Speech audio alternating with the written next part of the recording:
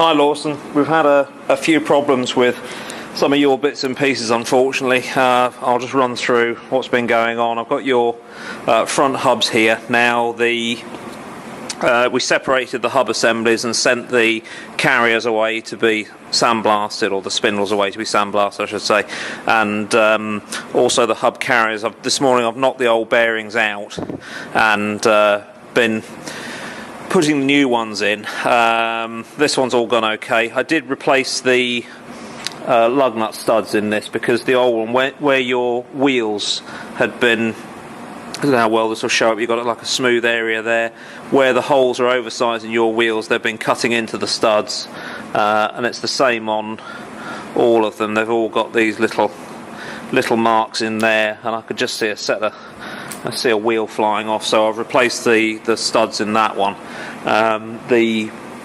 The rears will have new studs anyway because they're getting new spindles, and they come with new studs installed. Now I've got a problem with this other front hub assembly. I can't remember if I told you or not, but there was one where the spindle had all been, it looks like it's been built up with weld and then ground down not very nicely. Also the threads are a bit norgled up. I was going to try and clean the threads, and what I was planning on doing was putting a new set of bearings into the hub and just seeing whether they would locate onto that spindle okay. I've got a feeling they're going to stop them going tight enough, but I was going to reserve judgment on that until we tried it. The trouble is I don't have another 68 spindle, so I need to try and get one. I have a problem with the hub as well, which I'll show you.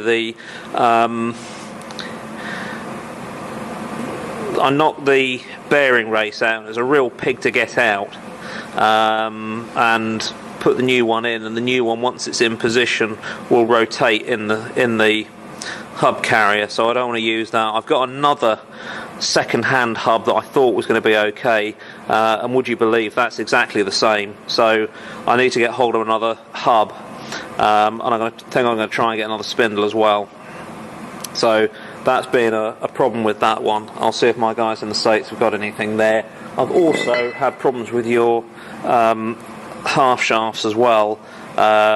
One end, the UJ, you can push the cap in by hand, into there. So that's no good, and it's the same on both of them, just on one end, so that's unfortunate. I've got another pair of second-hand half shafts out for you, and I've given them a clean, and they're in the paint shop. They've been primed. I'm just waiting to, next time we get some top coat in the gun, we'll give them a blast of top coat.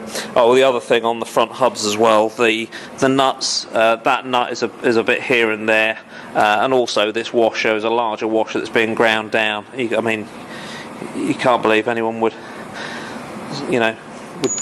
it's just awful, isn't it? So that's where we're at with your hubs and drive shafts. I've rebushed your A-arms and fitted the new ball joints, so they're all good to go. This is the chassis for the 72, the one that we lifted pretty much the same time as yours, and Ronnie's just done her repairs on this, and they're very nice. She's put new gussets there in the rear corners, and also replaced one of the trailing arm mounting brackets, so that's all very nice.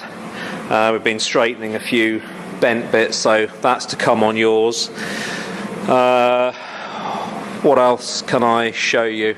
I'll nip into the parts stores real quick and show you your A-arms. Hang on a sec. Here we go. Here's the stores with all your bits and pieces. There's your A-arms, and they've now been rebushed and had new ball joints fitted. I don't know how well this will show up. I should have done some when it was out there, shouldn't I? There's your diff cross member and whatnot. That's all. They've all had top coat now. Your rear spring. These are all your boxes of new bits that we've got waiting to go on, etc., etc. So that's all in. That's all in there. Upper wishbones are up here, and like I say, they're the same. They've all been satin black, rebushed, new ball joints. Your headlight lids are in there, they've been bead blasted. rad shroud and everything has all been satin black. Yeah, so that's all your pilot bits.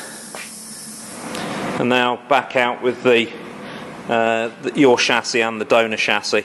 We've had a look around these this morning, and I think we're going to use the donor one. There's a few repairs needed which we've highlighted with a piece of chalk there, and what we're going to do is have a look. We're going to grind the gussets off yours, see which side rails are overall in better condition, and then decide whether we're going to go from the cross member back or from the side rail back. There's a few repairs needed on that diff cross member, but they're quite minor, and you have to deal with that sort of thing pretty much all the time, so we're not overly concerned about that.